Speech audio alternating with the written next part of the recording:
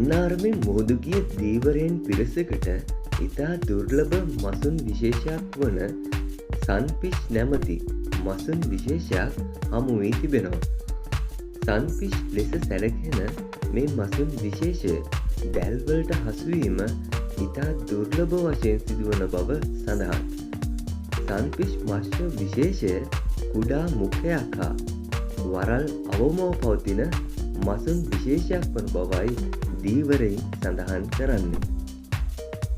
අදාළ මසුන් පැසිෆික් සාගරය ආශ්‍රිතව වැඩි වශයෙන් ජීවත් වන අතර මීටර් 200 සිට මීටර් 600ක් දක්වා වන ගැඹුරු මුහුදේ ජීවත් වන බව සඳහන්. මන්නාරම් බොක්ක ආශ්‍රිතව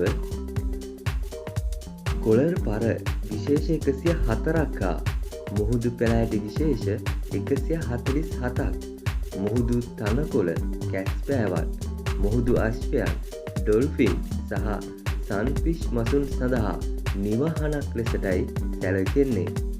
මේ අතර කලකට පසුව මේ දිනවල මන්නාරමේ දීවරයින්ට සැලකිය යුතු මත්ස්‍ය අස්වැන්නක් ලැබෙමින් පවතින බවද එම දීවරයින් සඳහන් කරනවා.